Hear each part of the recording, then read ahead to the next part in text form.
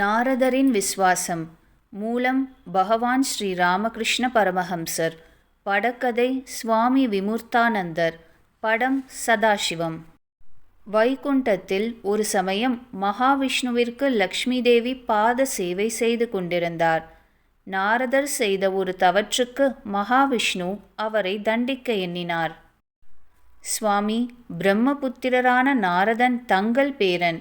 அவன் செய்த குற்றத்தை மன்னித்து விடுங்கள் என்று மகாலட்சுமி மகாவிஷ்ணுவிடம் கூறினாள். தேவி, தாயின் நிலையிலிருந்து நீ பேசுகிறாய்.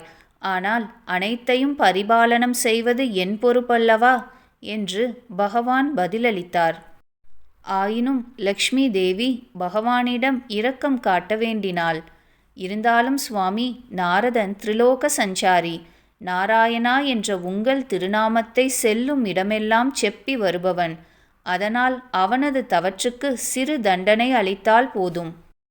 பகவான் கூறினார், தேவி, இது விசித்திரம். நாரதனின் தவறு என்ன என்பது கூட என் நினைவில் இல்லை. ஆனால் அவனை போன்றோர் எச்சரிக்கையாக இருப்பதற்காகவே இந்த தண்டனை. அப்பொழுது நாரதர் அங்கே வந்தார். பெருமாளை விழுந்து வணங்கினார். நாராயண நாராயண, பெருமானே, இந்த சிறியனை பொறுத்தருள வேண்டும். பகவான் கூறினார், நீ சிறியவன் என்பதாலேயே உனக்கு சிறு தண்டனை மட்டுமே.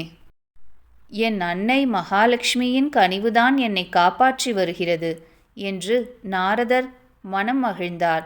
பகவான் கூறினார், நீ கவனக்குறைவாக இருந்ததால் சில காலம் நரகவாசம் அனுபவித்தே தீர வேண்டும். இதை கேட்டு நாரதர் அதிர்ச்சியடையவில்லை, கலங்கவில்லை. மாறாக மகாவிஷ்ணுவை துதித்து பாட ஆரம்பித்தார்.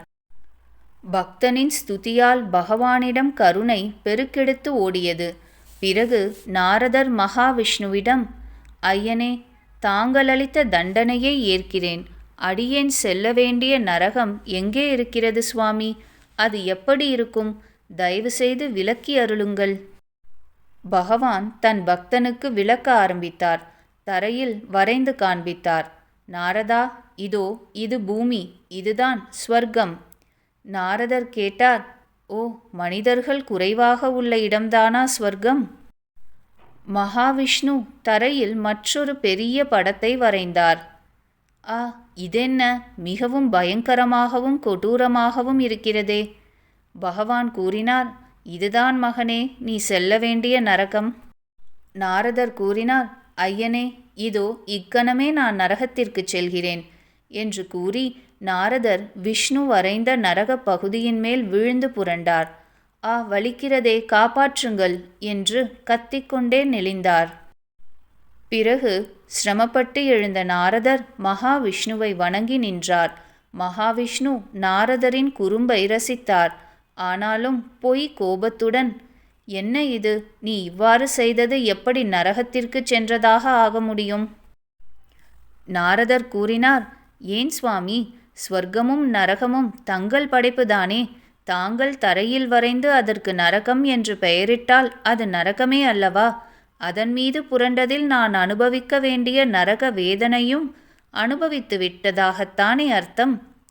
நாரதரின் திட நம்பிக்கையைக் கண்டு பகவான் மகிழ்ந்தார். பகவான் கூறினார், ஆம் நாரதா, இந்த திட விசுவாசத்தை தான் நான் உன்னிடமிருந்து எதிர்பார்த்தேன். நீ சொன்னபடி உன் நரக வாசமும் முடிந்தது. சென்று வா.